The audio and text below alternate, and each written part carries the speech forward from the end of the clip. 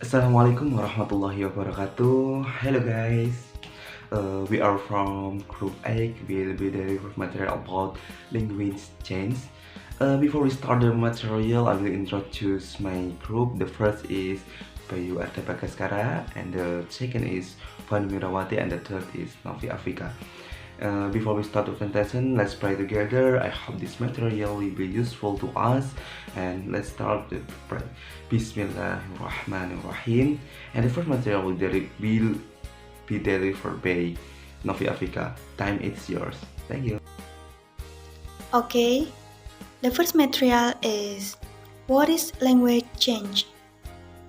Language change is a process by which change occurs in the distribution of linguistic variants across phonetic space for sounds or conceptual space for words or construction. All languages change except for the ones that do not have any native speakers left, such as Latin, Sanskrit, and Attic Greek, and when these languages did have native speakers, they change too. And then, how does language change? To see how English has changed over time, we can compare the following version 1 through 4 of the Lord's Prayer from 4 major periods in the history of English. These passages are written in the standard spelling of the times they come from. First, Old English. Here, we have the Lord's Prayer from Old English spoken about a millennium ago. This language was very different from modern-day English, and if you took a time machine back to around 1100 AD, you would not be able to understand any of this. And the second, Middle English. If we fast forward a few hundred years to time of Middle English around the time when Geoffrey Chaucer wrote Canterbury Tales, we would still struggle to understand this passage, but a few words might come into focus. Third, Early Modern English. If we jump ahead another couple centuries to the time of early modern English, when Shakespeare was alive and when the King James Bible was published, we can recognize much more, if not all, of this passage.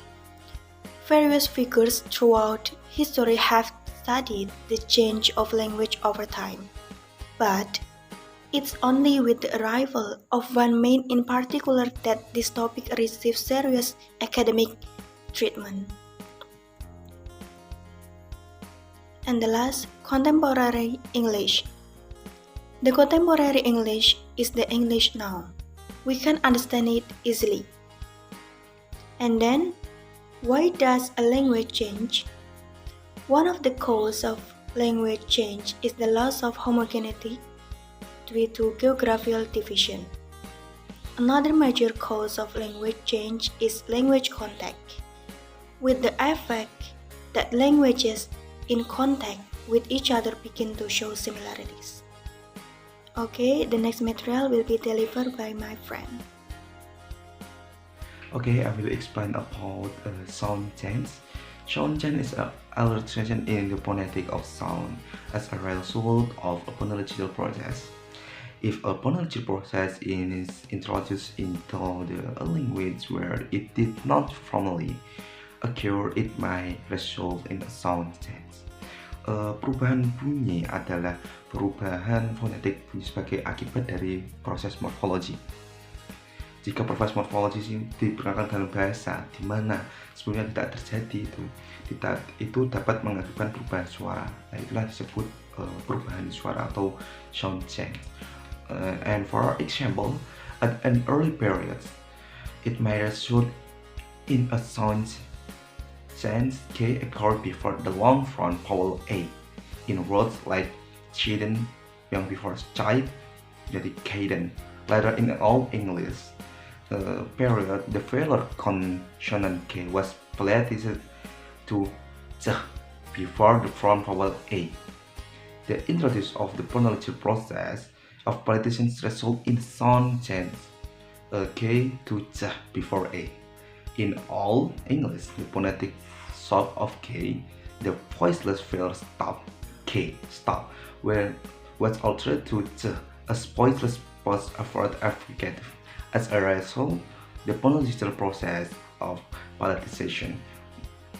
Contohnya tadi, misal pada periode awal sejarah bahasa Inggris, itu tak bersuara seperti vokal bersuara seperti K, muncul seperti vokal depan yang di depannya itu E. Dalam kata-kata seperti child menjadi kaiden.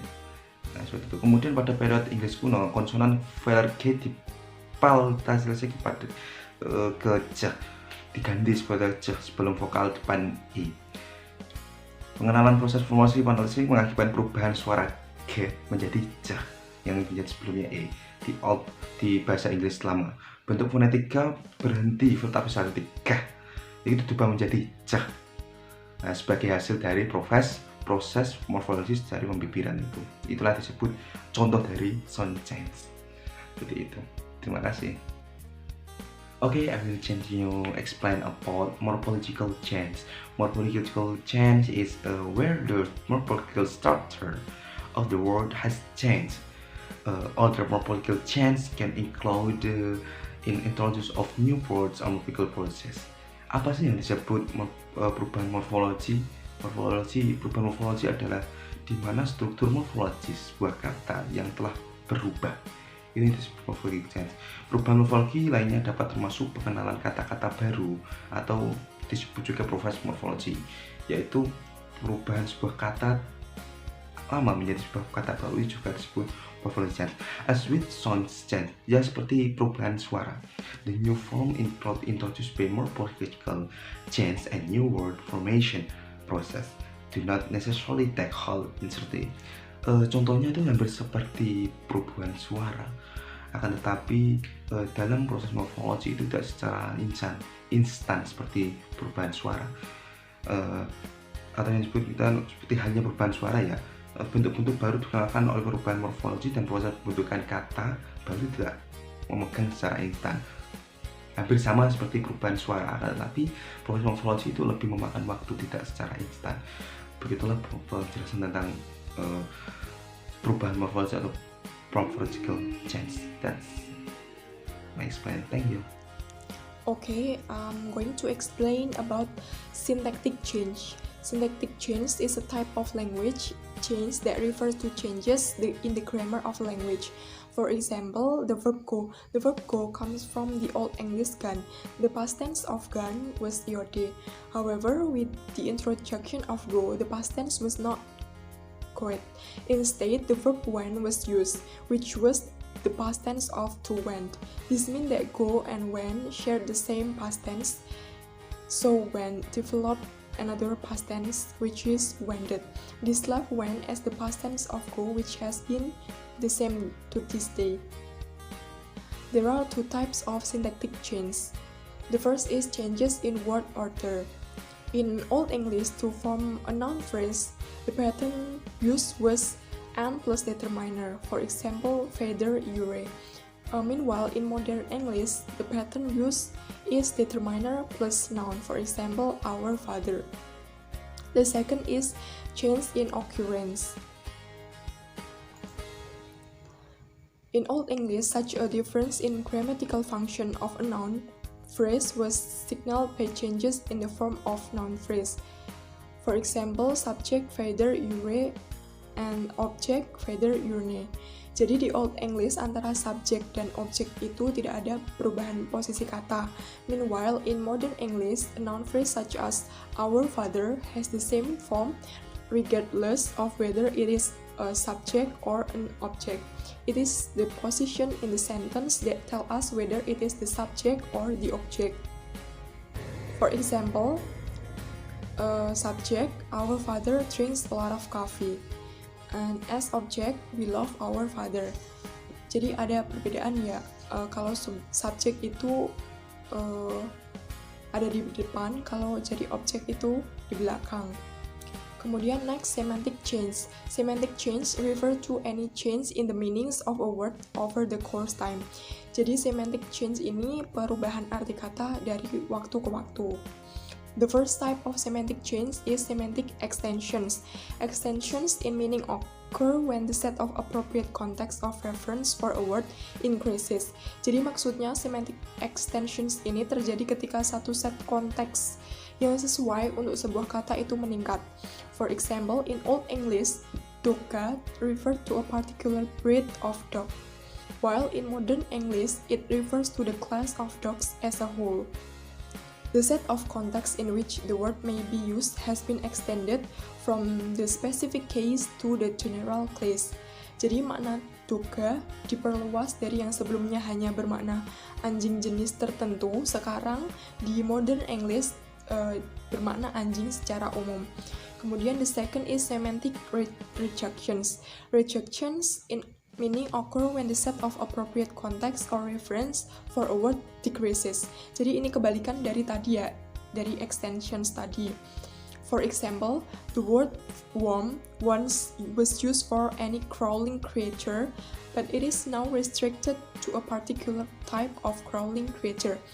Jadi dulu di Old English itu, kata worm digunakan untuk memaknai makhluk yang merangkak secara umum, crawling. Tapi sekarang kata worm ini digunakan untuk memaknai makhluk ya secara spesifik.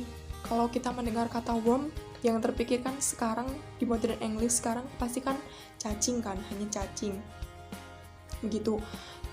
Kemudian the third is semantic elevations. Semantic elevations occur when a word takes on somewhat grander or more positive connotations over time. Jadi semantic elevations ini terjadi ketika sebuah kata mengalami perubahan menjadi konotasi yang lebih positif. For example, in Old English, the word knight originally meant youth or military follower, referring to relatively powerless and unimportant people. The meaning of knight has since been elevated to refer to people of a somewhat more romantic and impressive status. Jadi dulu di Old English, kata knight itu bermakna anak muda yang powerless gitulah. Tapi sekarang artinya udah berubah di modern English ini udah berubah jadi bermakna orang yang romantis atau orang yang menakjubkan gitu. Pokoknya maknanya positif. Kemudian yang terakhir yaitu semantic degradations. Semantic degradations occur when a word acquires a more pejorative meaning over time. Ini kebalikan dari tadi elevations. Tadi kan dari negatif ke positif. Nah, sekarang degradations itu dari makna positif ke negatif. For example, in Middle English, the word silly meant for something like happy, blessed, and innocent, but it now means foolish, absurd in modern English.